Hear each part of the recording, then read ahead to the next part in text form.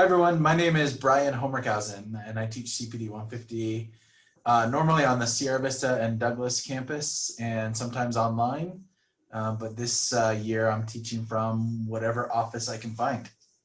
And today I'm going to be giving you my top 5, and the topic is the top 5 things to look for in your course syllabi. We're at the start of the semester, and the syllabus is something that even in this online digital remote format, probably something that you're getting from your teachers posted in Moodle.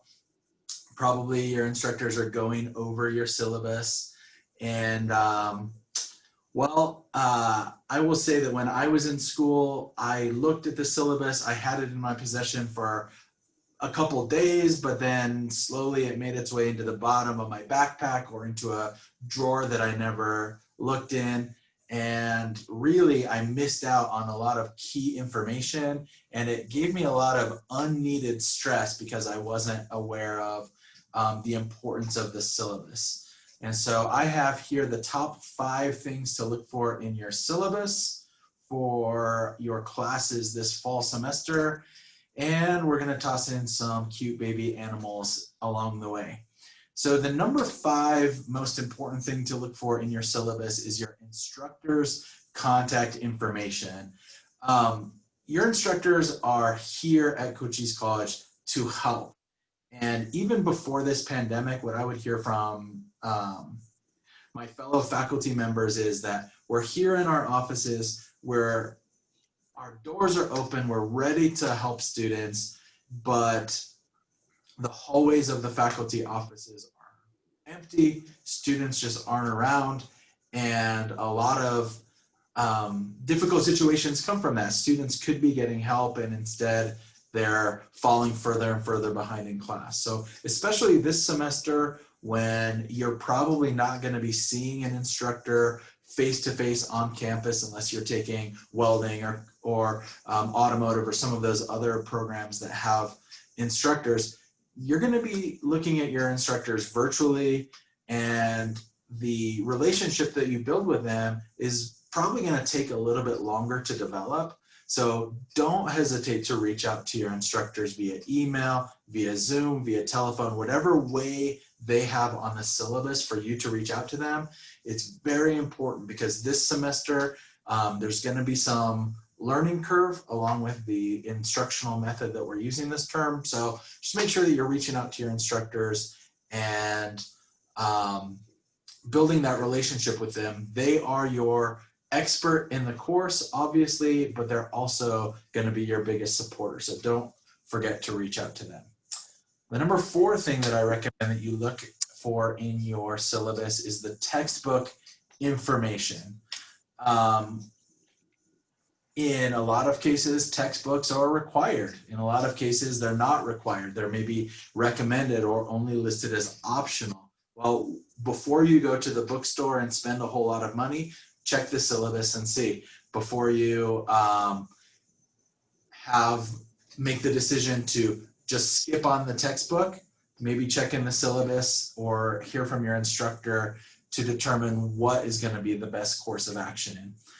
I think a lot of classes at Cochise College also have special access codes that you need in order to get into the material online. And so you might want to double check with the syllabus and see what format is going to be the best for you, whether you can get away with using a used textbook, or if you need to purchase a new textbook because it needs a new and unused special code that you can access the course material.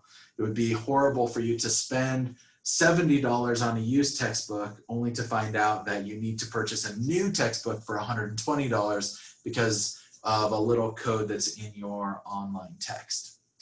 So number 4, make sure to check the textbook information. If you haven't done so already, it's important that you do so. We're already at the end of the first week of classes almost, and classes are starting to pick up, and that textbook information is very important for you to have. Number 3 on my list of top 5 things to look for in your syllabus is the course schedule and the outline of important dates. This is vital. And I think it's going to be even more important this semester because a lot of your time management skills are going to be challenged this year because we're doing a lot of things on Zoom, we're doing a lot of things online, and you won't necessarily get the reminders that maybe you're used to from your instructors.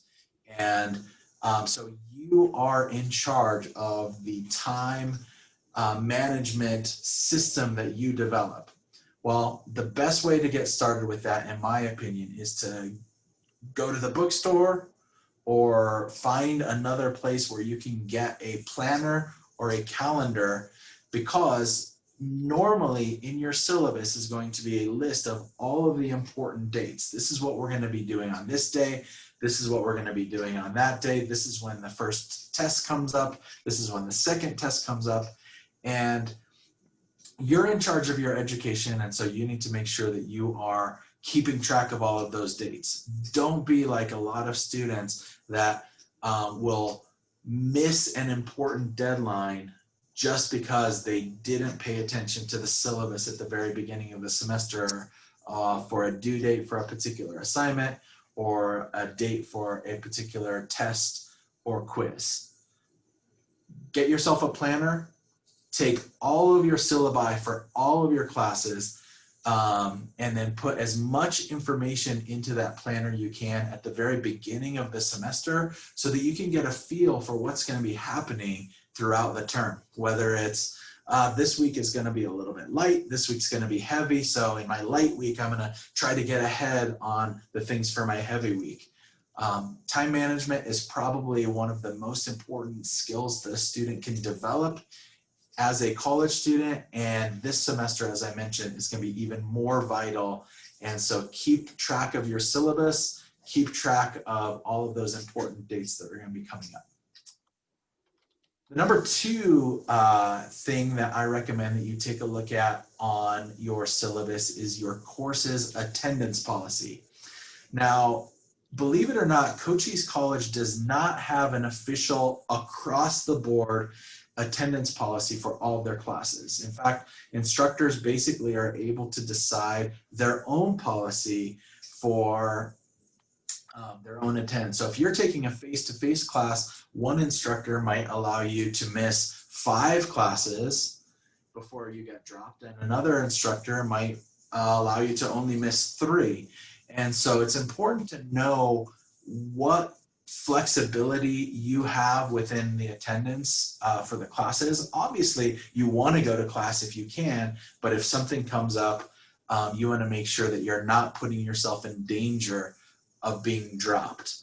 I think especially this semester, it's sort of an interesting idea of attendance, because I know some different academic departments are dealing with Zoom attendance differently than others. And so it's really important to take a good look at your attendance policy in your syllabus to determine what you need to do in order to avoid being dropped from your classes. The number one item that I recommend that you take a look at on the syllabus is the grading scale and rubrics for your classes. And the reason that this is so important is because this is telling you what your instructor wants you to do and how to do it, and will allow you to focus on the right thing at the right time. I've had so many students take classes and tell me, I'm getting 100% on all of my homework assignments. Why do I only have a 70% in this class? Well, what we'll do is we'll open up the syllabus and we'll look at the grading scales and rubrics and find that homework is only worth 20% of the total grade for a class, and the test that a student got is maybe a 50% on is worth 50% of the total grade for the course. So a lot of students look at their homework grades and they're like, oh, I'm getting 100 on all of these homeworks, and Moodle is even showing me that I'm getting 100% on all of these assignments.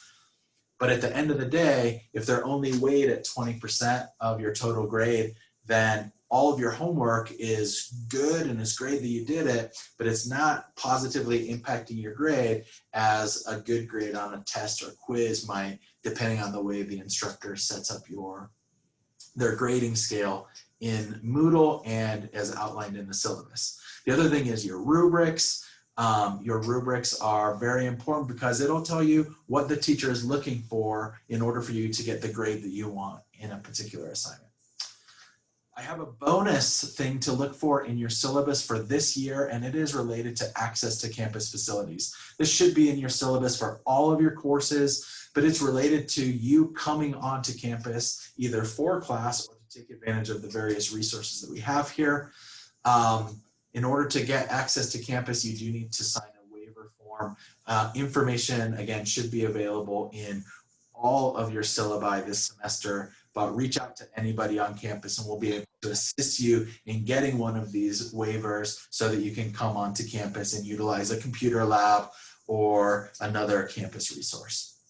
So in conclusion, my top 5 syllabus recommendations are to take a look at the instructor contact information, textbook information, the course schedule, outline and important dates, your attendance policy and how your instructor deals with drops and things like that. And the number one thing is the grading scale and system that your instructor uses along with the rubrics. So I hope that that is helpful for you as you take a look at your syllabi.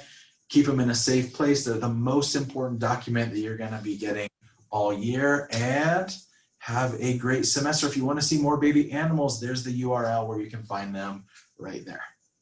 So that's all I have. I'm curious if anyone has any questions about their syllabi.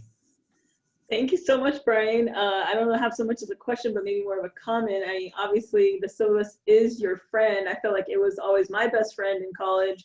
When I got that on the first day of class, I was looking at that grading scale and doing the math. What does it take for me to get that B? What does it take for me to get an A? And I used that all semester to gauge where I was and figuring out how I can reach that grade, that minimum grade of whatever, you know, if I was shooting for the B or shooting for the A. And it really helped me. And I think you nailed it with those five points. I mean, it really can be your best friend for your class. It is, and to your point, Jen, the other thing is that the Moodle gradebook can be a little bit tricky sometimes, because if you're looking at your grades in particular items and you're getting 100%, well, it says in Moodle where where those points are headed. And how it impacts your grades. But if you just log into Moodle and take a quick glance at the gradebook and see 100, 100, 100, 100, you're like, oh, I'm in good shape.